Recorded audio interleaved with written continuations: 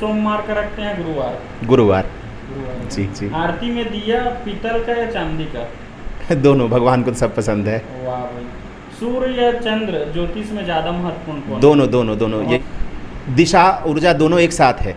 दिशा के आधार पे ही ऊर्जा मिलती है। दक्षिण दिशा नेगेटिव होती है। आपका पसंदीदा ग्रह? आपका? मैं बृहस्पति को ज़्यादा मानता हूँ।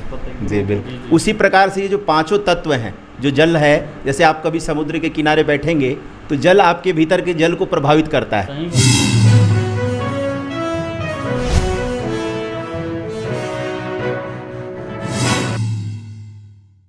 जय हिंद, जय भारत, जय जोहार, जय छत्तीसगढ़। मैं अमित कुमार और आप सभी का स्वागत है टीजीबी मीडिया में। और आज के हमारे खास कार्यक्रम में, जैसे कि आप सभी जानते हैं, मैं जो है अपने चैनल के माध्यम से लगातार आप सभी के बीच एक नए नामचीन हस्ती से रूबरू करता हूं, उनके बारे में बताता हूं, उनके जीवन के बारे में बताता हूं, उनका क्या योगदान है हमारे समाज में और हमारे देश में भी बताता हूं। और उसी के बीच मैं आया हुआ था छत्तीसगढ़ के न्यायधानी बिलासपुर, और बिलासपुर न्यायधानी में आज बहुत ही एक खास शख्सियत से आप सभी को रूबरू कराना चाहेंगे, जो भागवताचार्य हैं। और मैं इनका नाम जिक्र करना चाहूँगा, पंडित मुरारी मोहन पांडे जी।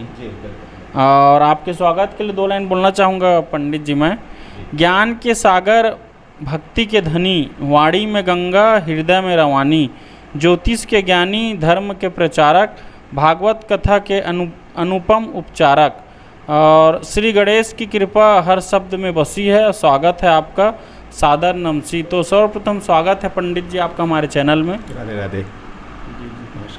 जी नमस्कार। तो पहला सवाल ये रहेगा, आपके जीवन के बारे में जानना चाहेंगे। प्रारंभिक जीवन कैसा रहा और आपका शिक्षा? जी जी। मैं पहले तो इंग्लिश मीडियम से पढ़ा हूँ 12th तक का। उसके बाद मैंने ज्योतिष से आचार्य किया है बनारस से। जी जी। BHU से। हाँ, BHU से मेरा। अच्छा, इसका भी डिग्री मिलता है ना? बिल्कुल बिल्कुल बिल्कुल। जैसे आप MA BA वगैरह करते हैं, उसी प्रकार से जो है इसका भी डिग्री है। जी। अच्छा, ज्योतिष और भागवत कथा जो अध्ययन है, ये कब से आपने प्रारंभ किया और इसके प्रति रुचि कब से जागी आपको? भागवत तो मैं लगभग 2004 से ही पढ़ते आ रहा हूँ, और 2010 से लगभग मैं भागवत करते आ रहा हूँ। मतलब 20 साल से? जी जी बिल्कुल। और ज्योतिष में भी मुझे लगभग 15 साल से ऊपर का ही एक्सपीरियंस है। अरे वाह, चलो जी जी। तो यहाँ तक आने में सबसे ज़्यादा योगदान, प्रेरणा स्रोत, गुरु किन को मानते हैं आप? हमारे दादाजी, जो कि बहुत अच्छे विद्वान थे, ब्राह्मण थे वे, और कर्मकांडी भी थे, और साथ में ज्योतिष के भी ज्ञाता थे। हाँ बिल्कुल बिल्कुल। अच्छा, जो युवा पीढ़ी के हैं उनको क्या कहना चाहेंगे, जो इस लाइन में आना चाहते हैं उनको? बहुत बढ़िया बहुत बढ़िया। देखिए, ज्योतिष जो है ये हमारे शास्त्रों का, वेदों का एक हिस्सा है। जैसे वेद के 6 अंग हैं, उसमें से एक अंग जो है ज्योतिष है। तो ज्योतिष वेद का हिस्सा है, और ये बहुत ही ज्ञान प्रदायक है। ज्योतिष का अर्थ होता है जो ज्योति को पढ़ ले, है ना। ब्रह्मांड में जो हमारी ज्योति है, उस ज्योति को पढ़ करके और हम निरूपण कर सकते हैं कि भविष्य में क्या होगा, या जीवन में कौन सी घटनाएं घटेंगी, है ना। जैसे आपने देखा होगा कि पूर्णमासी के दिन जो है चंद्रमा की रोशनी जब धरती पर पड़ती है तो वो जल को अपनी ओर खींच लेती है, क्योंकि शास्त्रों में जल का देवता जो है चंद्रमा को बताया गया है ना। तो इसलिए चंद्रमा जो है उस जल को अपनी ओर खींच लेता है। ये जितने हैं टॉपिक में डीपली और चर्चा करेंगे महाराज जी। और जब तक एक और सवाल है, भागवताचार्य जो होता है, ये उपाधि आपको कब मिली? ये मुझे और कैसे मिला? लोगों ने दिया मुझे भागवताचार्य की जो उपाधि जो है। जी जी जी। मेरा मुख्य जो है ज्योतिष से ही अध्ययन है, और बाकी लोगों ने ही मुझे इसको प्रदान किया। जी जी। अच्छा, आपकी दृष्टि में ज्योतिष विद्या का असली उद्देश्य क्या है? भविष्य में बताना या जीवन मार्गदर्शन क्या है? देखिए, दोनों है। ज्योतिष की दोनों ही विधाएं हैं। एक तो हम भविष्य का भी निरूपण करते हैं कि भविष्य में कैसी घटनाएं घटेंगी, जैसे खगोलीय घटनाएं भी घटती हैं, है ना।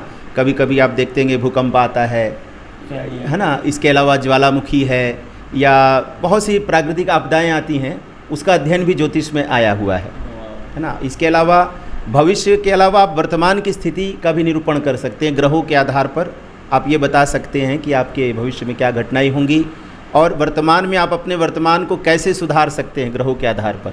यह भी ज्योतिष का ही हिस्सा है। एक और सवाल है, कुंडली निर्माण और हस्तरेखा विश्लेषण में सबसे महत्वपूर्ण पहलू क्या होता है, जो कुंडली निर्माण होता है और हस्तरेखा विश्लेषण, उसमें सबसे महत्वपूर्ण जो है पहलू क्या होता है? देखिए, अगर आप दोनों के कंपैरिजन की बात कर रहे हैं तो सबसे उत्तम जो है कुंडली निर्माण है, क्योंकि वो आपके जन्म के समय पर एक्यूरेट किस स्थिति में ग्रह किस स्थान पर हैं, किस अंश के हैं, उस आधार पर आप उसका निरूपण कर सकते हैं। जबकि हस्तरेखा विद्या जो है वो हाथ की लकीरों पर आधारित है और ये प्रत्येक 12 वर्ष में चेंज होती रहती है, इसमें कई चेंजेस आते रहते हैं। तो इसलिए सर्वोत्तम जो है वो कुंडली विद्या है। ज्योतिष विद्या के अंतर्गत सबसे पहला स्थान जो दिया गया है वैदिक ज्योतिष को दिया गया है, तो इसलिए सबसे सर्वोत्तम कुंडली है। फिर दूसरे स्थान पर जो है हस्तरेखा विज्ञान आता है, सामुद्रिक शास्त्र, जिसके अंतर्गत बहुत सी चीज़ें हैं। हस्तरेखा भी है, ललाट की रेखाओं को देख करके भी भविष्य बताया जा सकता है, बहुत सी चीज़ें हैं उसमें जो है। अच्छा, एक और सवाल रहेगा महाराज जी, आपने अब तक कितनी कुंडलियाँ बनाई हैं और सबसे यादगार केस कौन सा रहा जिसका आप बनाए होंगे सबसे यादगार? नहीं, ऐसा कुछ विशेष यादगार तो नहीं है, क्योंकि हम लोग तो यहाँ प्रतिदिन हमारे पास काफ़ी लोग आते रहते हैं, बहुत से लोगों की कुंडली हम लोग देखते हैं। अभी तक 5000 से ऊपर तो हम कम से कम कुंडली की स्टडी कर चुके हैं। जी जी। अच्छा, वास्तु समाधान में विज्ञान और अध्यात्म का क्या संबंध है? बिल्कुल बिल्कुल। देखिए, ज्योतिष ही पूरा वैज्ञानिक है, वैज्ञानिक ढंग से ज्योतिष का जो है समन्वय है। जैसे वास्तु है, वास्तु का अर्थ क्या है? वास्तु मतलब हम जिस स्थान पर रहते हैं वहाँ पर जो 5 तत्व है, 5 एलिमेंट्स है ना, क्षितिजल पावक गगन समीर, यानी वायु तत्व, अग्नि तत्व, जल तत्व, आकाश तत्व और पृथ्वी तत्व। ये 5 तत्व हमारे चारों ओर रहते हैं। हमारा क्योंकि शरीर इन्हीं 5 तत्वों से बना है, और आपने देखा होगा कि जैसे एक चुंबक को आकर्षित करता है, उसी प्रकार से ये जो 5 तत्व हैं, जो जल है, जैसे आप कभी समुद्र के किनारे बैठेंगे तो जल आपके भीतर के जल को प्रभावित करता है। सही बात है। तो आपको वहाँ ठंडक लगेगी, ठंडक महसूस होगी, है ना, क्योंकि उसको प्रभावित कर रहा है। अग्नि के पास आप जाएंगे तो आपको शरीर से गर्मी का एहसास होता है, क्योंकि आपके शरीर के अंदर भी अग्नि है। तो ऐसे ही वास्तु जो है हमारे किस दिशा में कौन से तत्व होने चाहिए, तो उसका प्रभाव होगा। उदाहरण के लिए मान लीजिए कि अब जल है और जल के जगह पे आपने अग्नि रख दी, तो क्या होगा? वो जल को गर्म कर देगा ना, वो वाष्प होने लगेगा।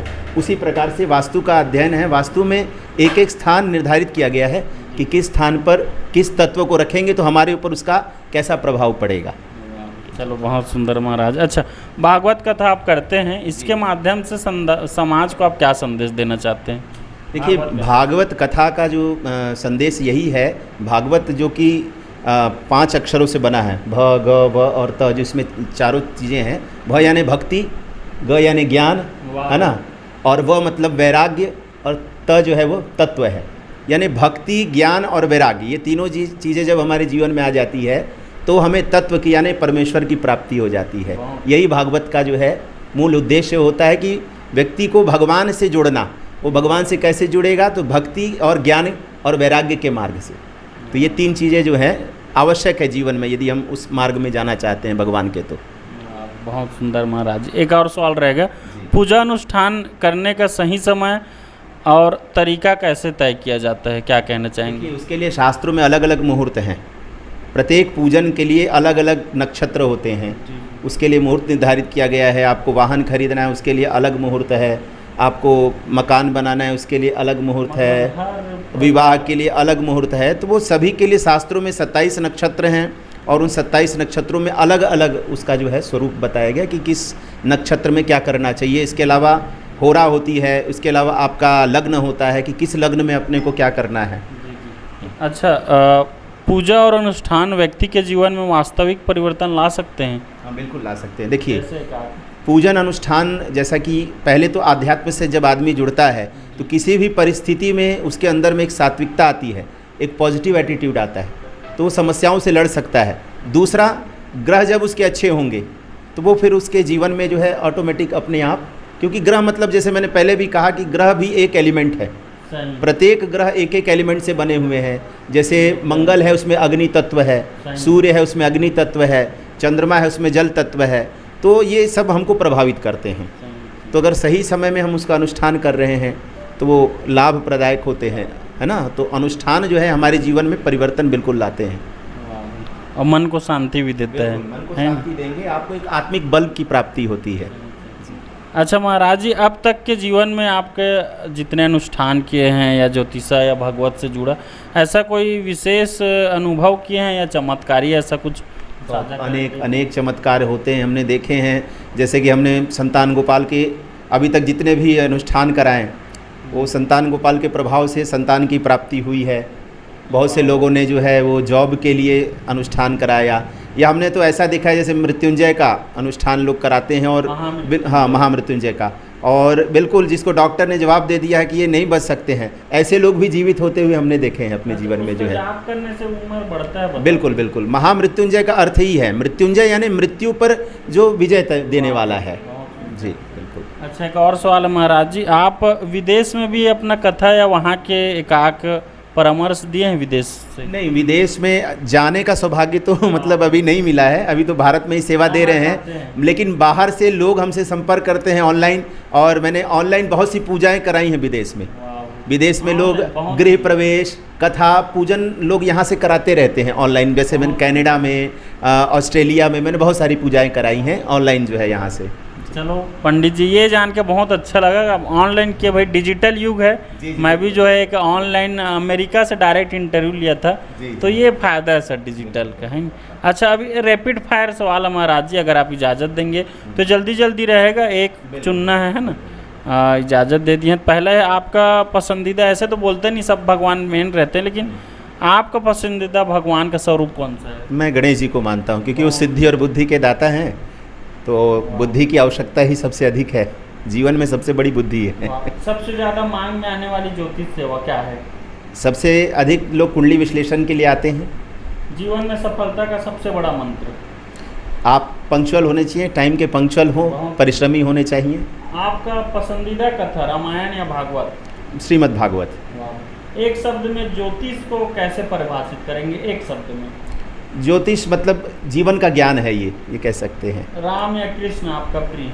कृष्ण। मंदिर की घंटी की आवाज़ या शंख की ध्वनि? जी। क्या मंदिर की घंटी की आवाज़ या शंख की ध्वनि? दोनों ही। वाह, बहुत सुंदर। सुबह का भजन या शाम की आरती? दोनों, बिल्कुल, दोनों जीवन में आवश्यक है। गीता का श्लोक या भागवत की कथा? दोनों, बिल्कुल, दोनों का अपना महत्व है। पूजा में फूल गुलाब का या गेंदे का? दोनों। भगवान को तो सभी चढ़ते हैं, सभी फूल पसंद है भगवान को। कथा सुनने का पसंदीदा समय सुबह या शाम? दोनों समय, बिल्कुल, आपको जब समय मिले तब सुनिए कथा। कथा में संगीत बांसुरी या हारमोनियम? सबसे अधिक तो बांसुरी पसंद है। बाकी हारमोनियम है आपके पास? हाँ, मैं हारमोनियम है, बीच बीच में है, बिल्कुल, बीच बीच में थोड़ा रियाज करने के लिए बस। तीर्थ यात्रा वृंदावन या काशी? प्रथम तो वृंदावन है, हमारा इष्ट है, बाकी तीर्थ अनेकों भ्रमण करते रहते हैं जी। व्रत सोमवार का रखते हैं गुरुवार? गुरुवार। जी। आरती में दिया पीतल का या चांदी का? दोनों, भगवान को सब पसंद है। वाह भाई। सूर्य या चंद्र ज्योतिष में ज़्यादा महत्वपूर्ण कौन? दोनों। यही नक्षत्र आदि यदि आपको बारीकी से गणना करनी है तो दोनों की आवश्यकता है, ज्योतिष में दोनों का महत्व है। रत्न में पुखराज या नीलम? पुखराज जो मेरे कुंडली के हिसाब से है, बाकी अलग अलग लोगों के लिए अलग अलग चीज़ें हैं। दोनों इसमें भी। हाँ। कुंडली जन्म पत्री या हस्तरेखा? जन्म पत्री। वास्तु में ज़्यादा असर दिशा या ऊर्जा? दिशा ऊर्जा दोनों एक साथ है, दिशा के आधार पे ही ऊर्जा मिलती है। दक्षिण दिशा नेगेटिव होती है। आपका पसंदीदा ग्रह? आपका? मैं बृहस्पति को ज़्यादा मानता हूँ जी। बिल्कुल। सबसे कठिन समस्या विवाह संबंधी या व्यवसायिक, आपके अनुसार क्या लगता है? आज के समय में तो मेरे हिसाब से सबसे ज़्यादा समस्या जो है विवाह से संबंधित ही आ रही है लोगों की। लोगों का ज़्यादा है। हाँ, व्यक्तिगत विवाह से संबंधित। हाँ, बिल्कुल। शुभ अंक आपका 7 या 9? 7 है। 7 है, बिल्कुल। वास्तु दोष उत्तर दिशा का या दक्षिण दिशा का? किसका? आपको अगर चुनना है तो। नहीं, वास्तु दोष तो होना ही नहीं चाहिए, किसी भी दिशा का नहीं होना चाहिए। बहुत सुंदर। जी। रुद्राक्ष 5 मुखी या 11 मुखी? मैं तो दोनों पहनना पसंद करूँगा। अच्छा, कुछ व्यक्तिगत भी करना चाहूँगा महाराज जी, चाय या कॉफ़ी क्या पसंद है आपको? मैं तो दोनों नहीं लेता, मैं तो दोनों नहीं लेता? बिल्कुल नहीं। दूध पीते हैं मतलब? बिल्कुल। गर्मी या सर्दी? सर्दी पसंद है। मीठा रसगुल्ला या गुलाब जामुन? मीठा बिल्कुल पसंद नहीं है। सफर ट्रेन या हवाई जहाज? हवाई जहाज। करते हैं? बिल्कुल, अनेकों। सुबह जल्दी उठना या देर रात तक जगना? सुबह जल्दी उठना। किताब धार्मिक या प्रेरणादायक क्या पढ़ते हैं? देखिए धार्मिक में तो प्रेरणा है ही है, पूरे धर्म की जितने भी ग्रंथ है सभी प्रेरणादायक है। फोन कॉल पर बात करना है या मैसेज करना? ज़्यादा मैसेज करना पसंद करते हैं। व्हाट्सअप? जी जी बिल्कुल। नोटिफिकेशन किसका रहता है ज़्यादा व्हाट्सअप में? भक्तों के ही रहते हैं। वाह, बहुत सुंदर। खाली समय में भजन गाते हैं, पढ़ाई करते हैं? देखिए मैं खाली समय में अधिक भजन की अपेक्षा जो है अध्ययन पे करता हूँ। भजन तो बाकी समय होता ही रहता है। पसंदीदा रंग आपका? पीला। पसंदीदा त्यौहार? सबसे पसंदीदा दीपावली। वाह, चलो महाराज जी, बात करके बहुत ही अच्छा लगा और इतना आप कीमती समय दिए उसके लिए बहुत बहुत धन्यवाद आपका। जी जी धन्यवाद आपका भी। एक अंतिम सवाल रहेगा। आज आपको पूरा बिलासपुर वासी, देश दुनिया, पूरे संपूर्ण छत्तीसगढ़, देश दुनिया के लोग देख रहे हैं, उनको हमारे चैनल के माध्यम से क्या संदेश, क्या कहना चाहेंगे? मैं यही कहूँगा कि आप ज्योतिष, जैसे मैंने बताया कि एक परम विद्या है, तो ज्योतिष के माध्यम से भगवान से जुड़ करके यदि जीवन में हम अध्यात्म ले आते हैं तो जीवन की ऐसी कोई समस्या नहीं है जिसका हम समाधान नहीं कर सकते हैं। अध्यात्म ही समस्या का समाधान है। चलो इसी से एक और सवाल है, अगर आप ज्योतिष नहीं रहते या भागवताचार्य नहीं रहते तो क्या होते? ये तो बिल्कुल मतलब अलग टाइप का सवाल है कि नहीं, क्योंकि मैं बचपन से मेरी इच्छा थी कि मैं अध्यात्म क्षेत्र में ही जाऊँ। जी जी जी। पारिवारिक परिवेश ऐसा था। हमारे नाना जी भी पुजारी थे, दादाजी भी पुजारी थे। इसके अलावा भ्रमण मेरी रुचि है। मैं तीर्थ, हाँ बिल्कुल, तीर्थ आदि में और जो प्राकृतिक जगह है वहाँ भ्रमण करना पसंद है। काफ़ी जगह, लगभग सभी तीर्थों में 90% मेरा भ्रमण हो चुका है। जी। चलो, सबसे खास बात ये लगा महाराज जी का स्माइल काफ़ी अच्छा है और रहना भी चाहिए, खुशी रहना भी चाहिए। तो इसके पीछे का क्या राज है, क्या कहना चाहेंगे? इसके पीछे मेरे कृष्ण भगवान का हाथ है। हाँ, वो कृष्ण जी कहते हैं कि सदैव मुस्कुराते रहिए, मुस्कुराते रहिए सदैव जो है। जी। चलो महाराज जी, एक मेरे चैनल का खास कार्यक्रम रहता है, ये सवाल मैं शब्द से किया हूँ। सवाल सिंपल है, जीवन क्या है? हर किसी से किया हूँ मैं, तो आपके अनुसार जीवन का परिभाषा क्या है? जीवन है क्या एक्चुअल में? देखिए, जीवन वही है जिसमें हम समर्पित हैं। समर्पण का नाम ही जीवन है। समर्पण मतलब भगवान के प्रति समर्पण, यही जीवन है, बाकी कुछ नहीं है। चलो, जीवन समर्पण ही जीवन है। वहाँ पे पुनः बहुत बहुत धन्यवाद महाराज जी आपका। तो साथियों, अभी हमारे बीच थे पंडित मोहन मुरारी पांडे जी, उनसे बात किए, उनके जीवन के बारे में जाने, बहुत सारे चर्चा हुए, कई सवाल भी किए, कई मुद्दों पे जो है आम जनता के जो मुद्दे हैं उनसे जो है फिर रूबरू होंगे सर। एक आध कार्यक्रम आपके साथ और करेंगे और ये इंटरव्यू को जो है आज की युवा पीढ़ी के लोग ज़रूर देखें, या जो अध्यात्म में या जो इस लाइन में आना चाहते हैं या जो ज्योतिष विद्या के लाइन में आना चाहते हैं वो इंटरव्यू को ज़रूर देखें। मिलेंगे एक और ऐसे ही नामचीन हस्ती के साथ, तब तक बने रहें TGB मीडिया में। मैं अमित कुमार, धन्यवाद।